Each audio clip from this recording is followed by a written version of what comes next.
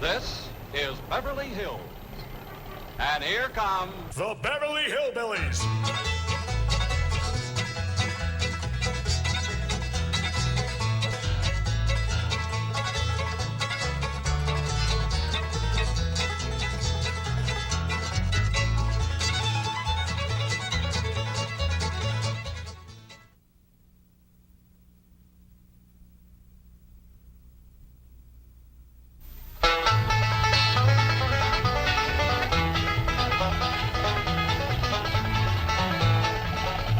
Come on, let's find that house we bought. House they bought? In Beverly Hills? Whoa, wait a minute, hold it. How could a bunch of hillbillies possibly buy a mansion like this? Let's take them back to their home and see how this whole thing started.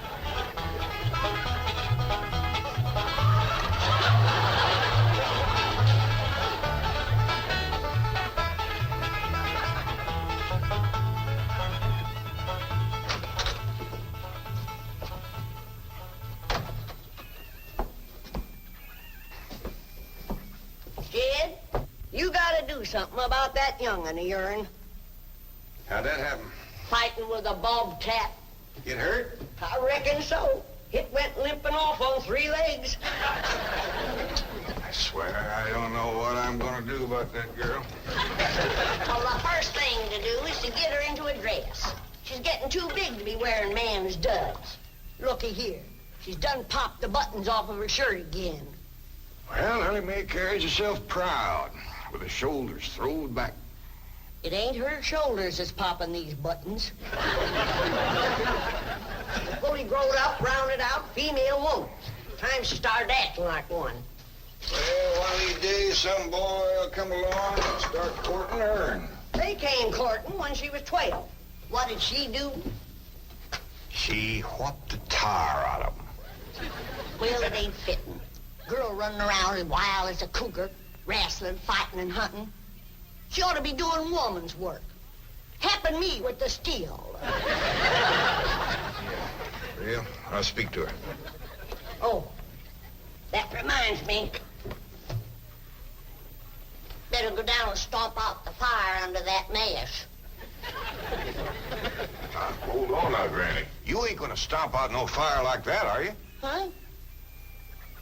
Oh, of course not. Don't want to burn my shoes. Huh? Granny! Somebody open the door! Howdy, Pa.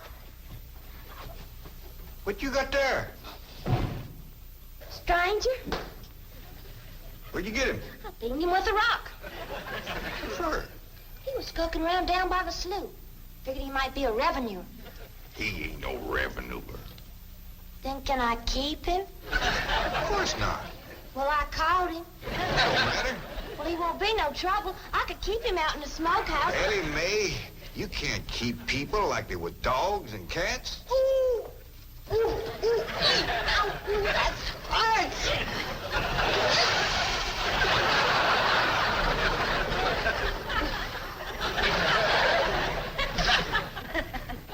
Who's that? Some feller Ellie found nosing around. Beamed him with a rock so it'd be easier to tote. They're fellas from the petroleum company. What's a petroleum? I don't know. He asked me if he could do some wildcatting down by the slough. I said, help yourself. We're glad to get rid of the critters. What'd he say? Just kind of laughed. The last on him, there ain't no wildcats down there at that slough. No, it's too full of oil. Oh, what happened?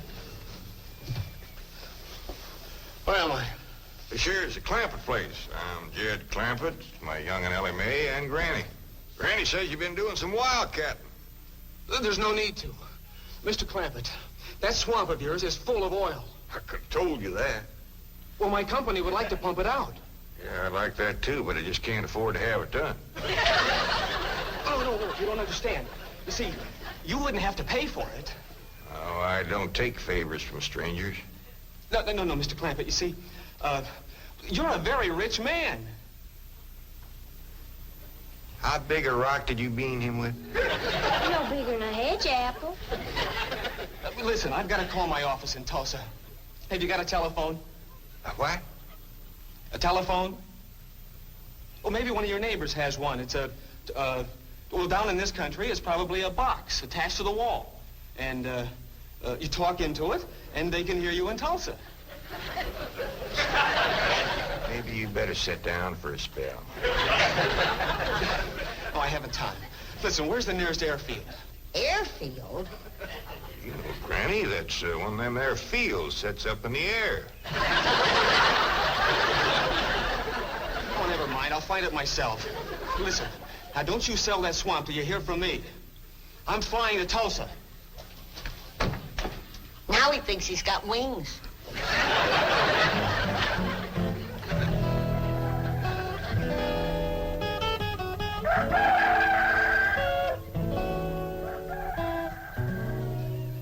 Morning, Granny. Watch them buttons, child. Granny! Them pigs of yours got into the corn. Did they drink much? I reckon they did. This here little fella was kicking blue blazes out of the mule. That's the trouble with razorbacks. They such a mean drunk. Yeah, this wouldn't happen if you'd stay in the house where you belong.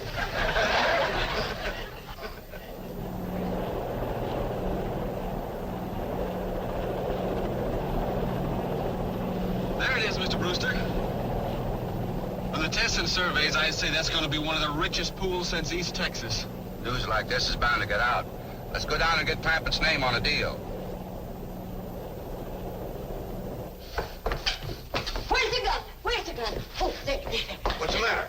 You want to see what just flew over Blueberry Ridge? What? The dad-blamed biggest bird you ever laid eyes on. Probably just an overgrown chicken hawk. Chicken hawk, nothing. That thing could make off with the hog. Hurry up, put that gun together. No room to land near the cabin, Mr. Brewster. It's too rocky and hilly. Then let's get the sling ready to be lowered. Well, Mr. Brewster, that might be dangerous. Hang the danger. We're going to be the first oil company down there if it kills you. Yes, sir. Me? Don't worry. If it's safe, I'll follow you. Granny, I see it. There it is. Land of mercy, look at that. What you doing, Granny? That thing's only got one claw, but danged if it ain't grabbed up a man.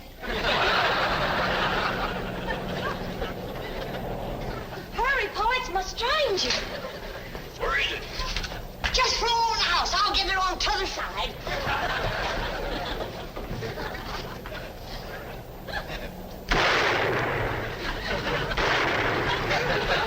You kill it, Granny? No, but I made it drop that stranger.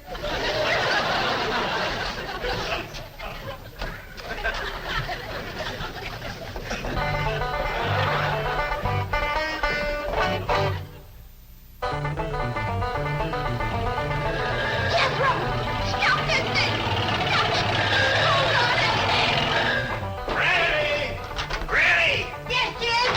Granny, grab a hold of something and hang on. Cousin Pearl and that overgrown son of hers is headed right for the cabin in that old truck. Heaven protect us.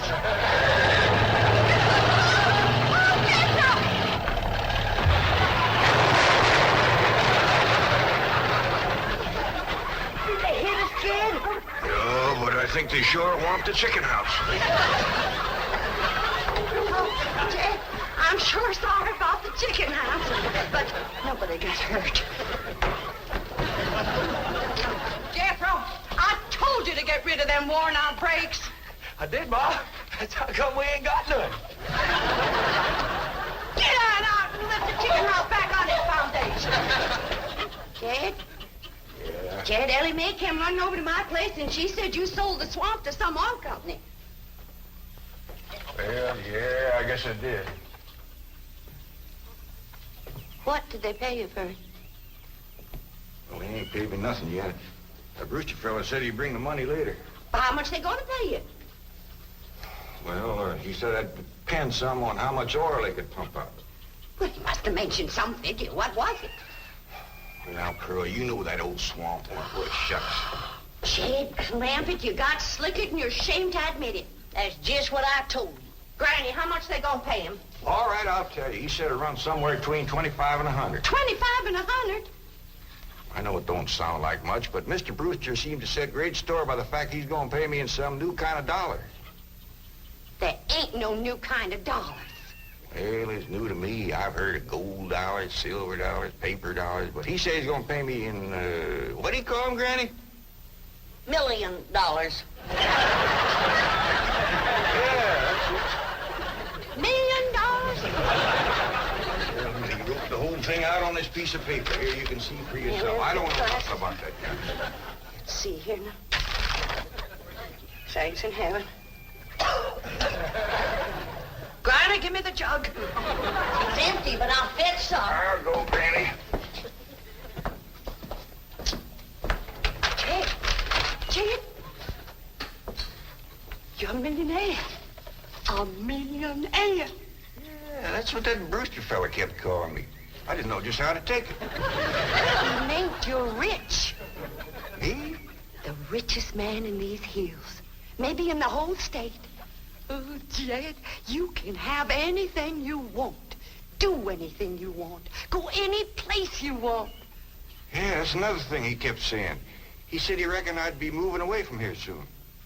What do you think, Pearl? You think I ought to move?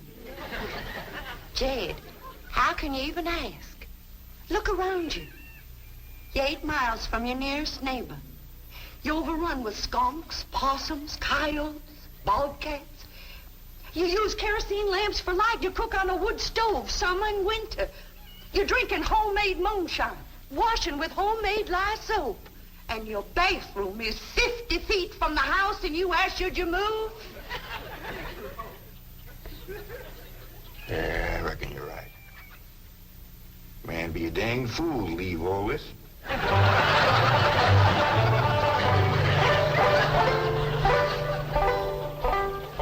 Oh, there you are, Jed.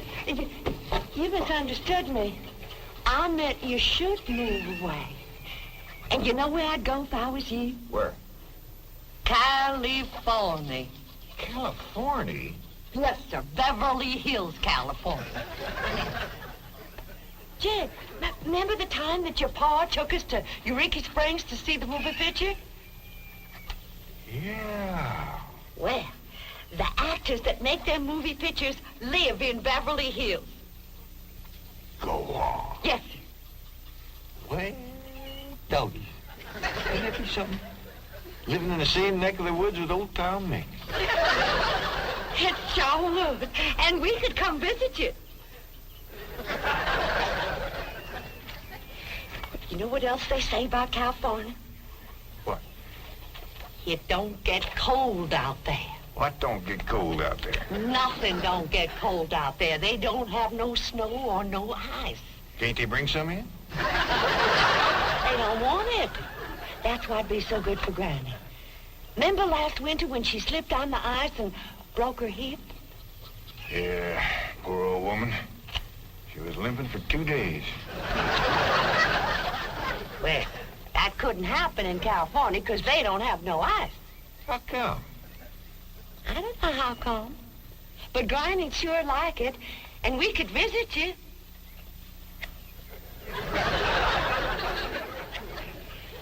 You know what else they say about California? Maybe Jethro'd know how come there's no ice. He's going to school.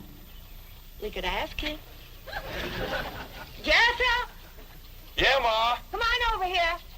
Speaking of school, Ellie Mae could get herself a fine education out there in Beverly Hills. Yeah, Ma? Your rich uncle's got a question he'd like to ask you. What rich uncle, Ma? Your rich uncle, Jade. Jethro? How come there's no ice in California? Don't look at me. I didn't take it. You big dumb. Well, I didn't, Ma. Oh, get out of here. Well, you always do. I didn't mean I was saying, Jed, folks claim California's got it all beat. Why, things grow twice as big out there. Jethro would be a whopper, wouldn't he? He could help you move. He's awful handy at lifting and toting, and he could drive you out in my truck. I tell you what, Pearl. I'm going to have to study on this. When that Brewster fella comes back, I'll ask him what he thinks. Well, your cousin is right about that, Mr. Clampett. Beverly Hills is a choice residential area, and lots of millionaires do settle there. Folks like me, huh? Well, millionaires. And movie stars, too. Oh, yes, yes. Is Tom Mix there? No, I'm afraid Mr. Mix is dead. Oh? Oh, yeah. What's the matter with me? Remember, Pearl, he got shot at the end of that picture. Well, there are plenty other movie stars, and that's where Jed wants to live. Ain't it, Jed? I do like the notion of living in the hills. Never could stand flat country. Mr. Clampett, I think it only fair. That is, well, I think you may have a wrong idea about Beverly Hills. Is that where you live? No, my home is in Tulsa. Well, say, maybe you could get us a place there in your neighborhood. Mr. Clampett, let's not beat around the bush. You will love Beverly Hills. Then that's it. Can you steer Jed onto a good place? No, I can get the bank out there to handle it for him. He'd like a nice big place with plenty of room for his kinfolk to visit him. I would like a nice, roomy place if I could afford it. Oh, Mr. Clampett, with your money, you can afford the Taj Mahal. Okay, I'll take it. Well, no, you see, I was just making a little joke. Oh, well, go right ahead. Well, you see, the Taj Mahal is in India.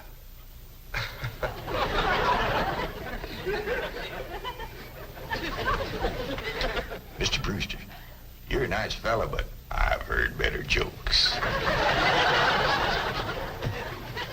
Is the foreigner staying to supper?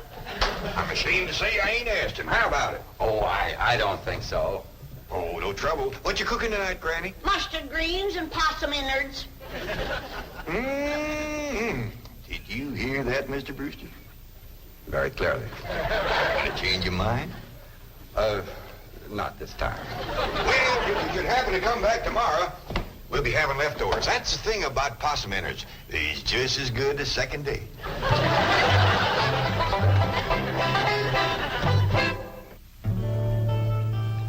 Kelly, if old Duke sits there with you, there ain't gonna be room for Granny. Oh, that's all right, Paul. Granny ain't gone. Who says she ain't? She says she ain't. That's right, Uncle Jed. She's just sitting on the back porch in her rocker, and she says that's as close to California as you're gonna get her. We'll see about that. Dang if I ain't got me the muleyest women folk. We ain't never gonna get there.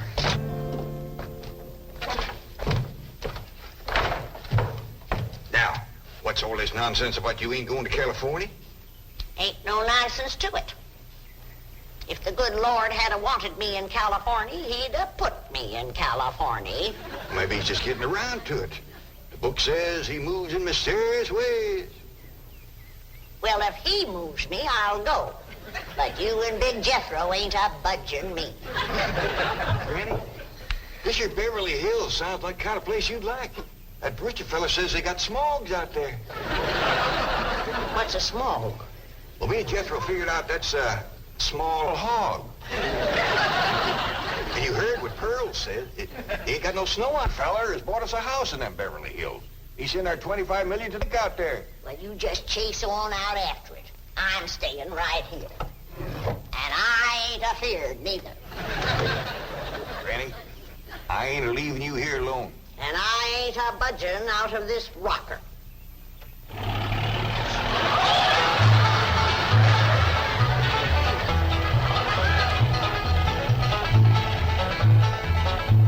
Jethro, what does that sign say? It says Beverly Hills. You hear that, Granny? We're there. They call them hills? Why, we got moles that can push up higher ridges than that. Well, leastways, these hills will be among our kind of folks.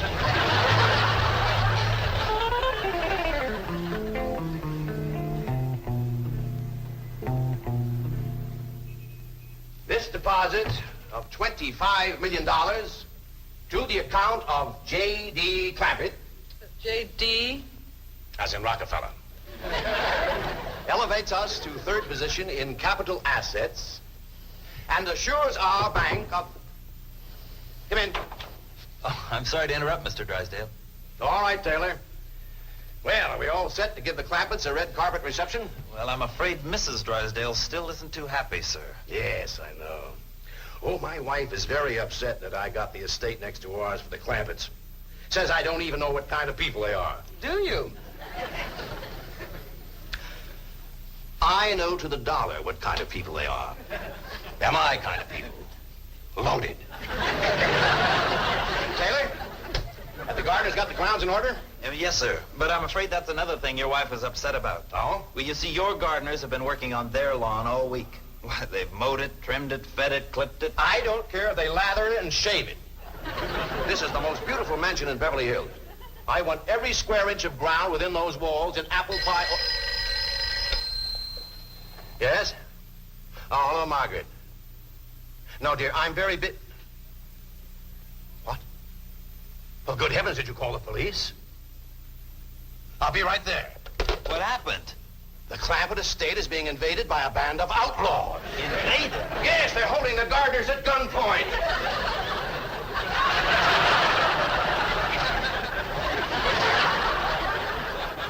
Sure is lucky we come along when we did. That's the truth. The way they were slipping through that gate, another 5 minutes and that whole darn prison would have been empty. Jethro, you sure that's a prison? Yeah, Uncle Jed. I seen pictures. Only thing is, how come there ain't no guards on them walls? Probably done them in with them knives and things. These killers if I ever did see any. Fine neighborhood we's moving into. You hear that? Hot diggity, there's bobcats in these hills. I'm sorry. Somebody's calling the law. I reckon they's gonna be mighty grateful for what we done. Folks out here has got a strange way of showing they're grateful. You've locked up one of the richest men in the country. Mr. Clampett, I don't know how to apologize. I'm deeply humiliated. What have you cutthroats done with J.D. Clampett? I'm Jed Clampett, and I'd appreciate it if you'd let go of my Sunday shirt. You're J.D. Clampett, the oil millionaire? Yep, this here's my nephew, Jethro. Howdy. Quickly, man, unlock this cell. Mr. Clampett, on behalf of the entire city of Beverly Hills, I extend our deep and humble apologies for this unfortunate and embarrassing incident. Oh, I'm Milburn Drysdale, president of the Commerce Bank of Beverly Hills. My car is waiting to take you and your family to your new home. We want you to know how happy we are to have you, your handsome nephew, your lovely daughter, and your beautiful mother. Wait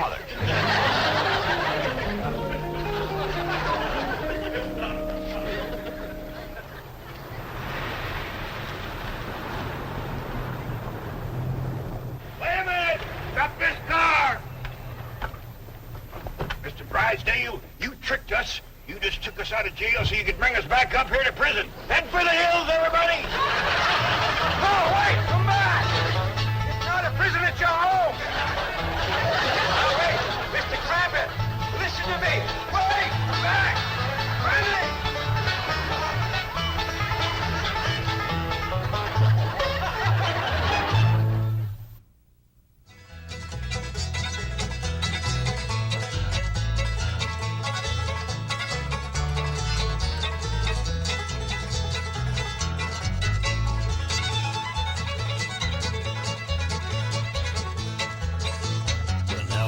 Say goodbye to Jed and all his kin.